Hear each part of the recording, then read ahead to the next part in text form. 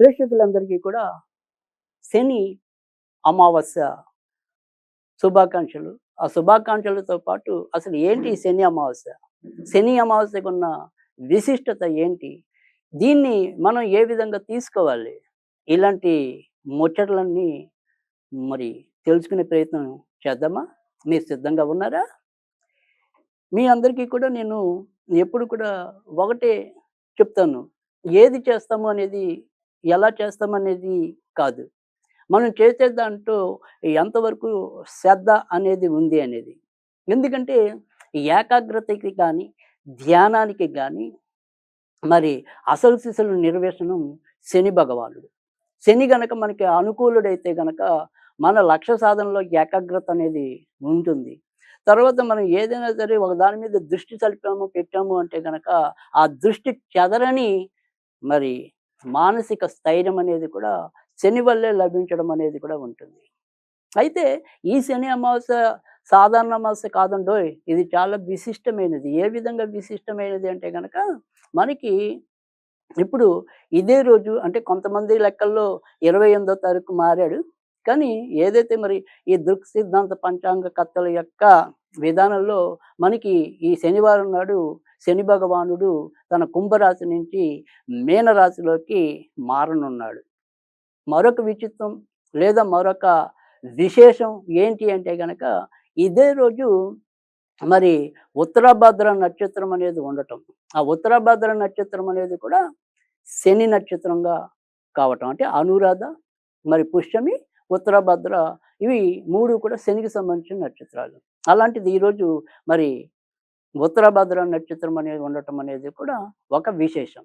ఇంకా తర్వాత మళ్ళీ వచ్చేప్పటికి ఏంటంటే ఇది అమావాస్యతో కూడిన శనివారం. శనివారం అమావాస్య, శనివారం త్రయోదశి శనికి అత్యంత ప్రీతికరమైన రోజుల్లో ఈ 2 కూడా చరిత్ర సృష్టిస్తున్నాయి. లేదా అనేక మందికి శని భగవానుని శాంతి చేసుకోవడానికి మార్గనిర్దేశకంగా కూడా ఉంటున్నాయి. మరి అంతేకాకుండా ఈ రోజు నుంచి ఏదైతే మరి ఈ షష్టగ్రహ కూటమి, తర్వాత మరొక కొద్ది రోజుల పాటు పంచగ్రహ కూటమి ఇలాంటి వాటన్నిటికి కూడా ఇదే శనివారం నాడు నాంది పలకటం అనేది కూడా జరుగుతుంది. చూసారా? ఎన్ని రకాల విశిష్టతలు మరి ఈ శని అమావాస్య నాడు ఉన్నాయో. అయితే ఈరోజు ఏదైతే మరి శని యొక్క మార్పనేది ఉందో, అది క్లుప్తంగా ఒక్కొక్కసారి ఒక్కొక్క ఏ రాశి మీద ఇంచుమించుగా ఇప్పుడు మనకి ఎలాంటి ప్రభావం ఉంది, ఎవరికి ఏ నట్టన ఉంది, ఎవరికి లేదు, ఇలాంటివి చాలా క్లుప్తంగా ఒక్కసారి మళ్ళీ మనము పునర్విదితం చేద్దాం.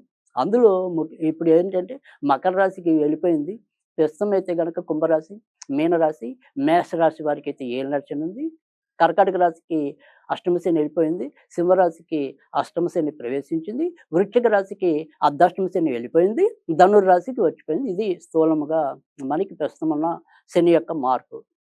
ఇంకా మిగతా విషయాలకు వచ్చేప్పటికి మరి ఏదైనప్పటికీ కూడా ఇందులో ఎక్కువగా ఏదైనా సరే కొంత ఈ వ్యతిరేక ఫలితాలనేది చెప్పుకోవాల్సొస్తే ఎక్కువ శాతం అయితే గనక మనకి ఇటు మేషరాశి, కుంభరాశి, తర్వాత మీనరాశితో పాటు ఇటు సింహరాశి, తరువాత వచ్చేప్పటికి ధనుర్రాశికి అనేది మనము ఈ శని యొక్క గమనం బట్టి చెప్తాం. తర్వాత కొద్దిగా మిశ్రమ ఫలితాలనేది కన్యా రాశి మీద, కొంతవరకు ఈ కర్కాటక రాశి మీద చూపించడం అనేది కూడా ఉంటుంది.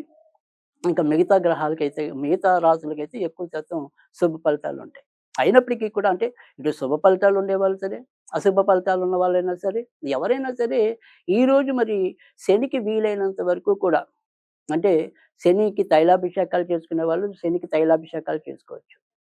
లేదు ఇదే రోజు ఎవరైనా సరే మనకి శివుడికి అభిషేకం చేసుకున్నా కూడా, రుద్రాభిషేకం చేసుకున్నప్పటికీ కూడా చాలా చక్కటి మంచి ఫలితాలొస్తాయి. ఎందుకంటే మర్నాటి రోజు నుంచి మనకి ఈ ఉగాది అనేది ఉంటుంది. కనుక ఉగాదికి ముందు ఏదైనా సరే ఒక మంచి చక్కటి భగవద్ధారాధనతో ఈ యొక్క సంవత్సరాన్ని ముగించటం అనేది, కొత్త సంవత్సరానికి ఆహ్వానం పలకటం అనేది కూడా 2 జరుగుతుంది. కనుక ఆ రకంగా మనం ఏదైనప్పటికీ కూడా ఈ యొక్క శని అమావాస్యని వినియోగించుకోవచ్చు. సరే ఈ పూజలు చేసుకునే వాళ్ళు పూజలు చేసుకుంటారు. మనకేదైతే అభిషేకాలు చేసుకునే వాళ్ళు అభిషేకాలు చేసుకుంటారు. ఏవైనప్పటికీ కూడా మనం కొద్దిగా సూక్ష్మంలో మోక్షం అన్నట్టుగా కొన్ని కొన్ని ఏదైనా సరే సూక్ష్మ క్రతువులున్నాయా? ఏదైనా సరే తేలికైన పద్ధతిలో ఎందుకంటే సాక్షాత్తు మరి శ్రీకృష్ణుడు మనకి ఒక తులసి దళానికి ఆయన లొంగిపోయాడు. కనుక భగవంతుడు మనకి 2 ఇస్తాడు. తేలికైన మార్గం, కష్టమైన మార్గం.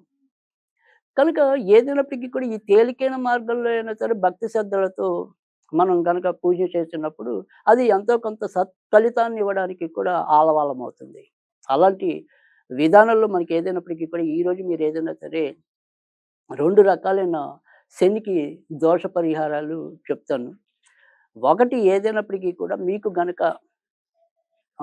అందుబాటులో ఉంటే, లేదు మీరు సంపాదించగలిగితే, ఒక చిన్న సీసాలో మద్యం తీసుకొని అది ఏదైనా సరే పారే నీటిలో వదిలేయటం అనేది ఒక పద్ధతి.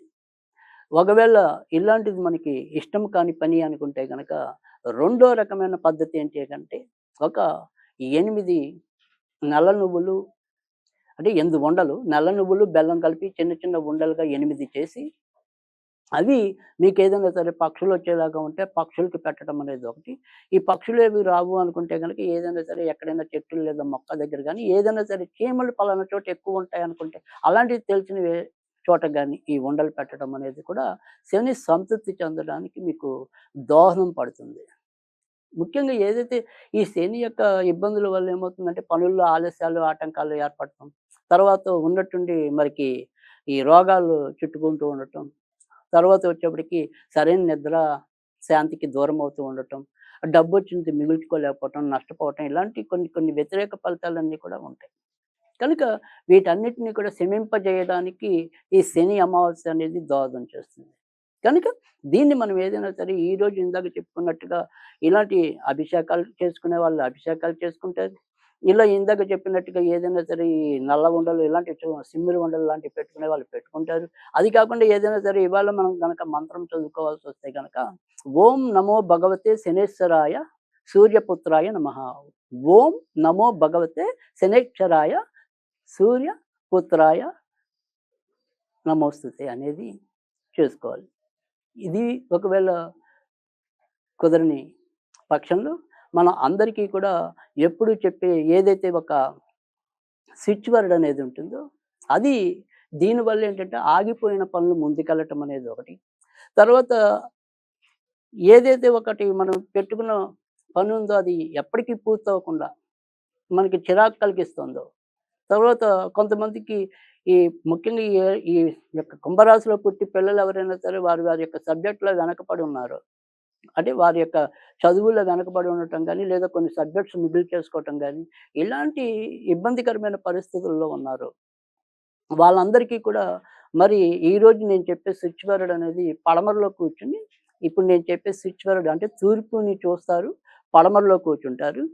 ఓం సచ్చాయ, ఓం సచ్చ రీస్టోర్ కౌంట్ నౌ, ఓం సచ్చ రీస్టోర్ కౌంట్ నౌ, ఓం సచ్చ రీస్టోర్ కౌంట్ నౌ.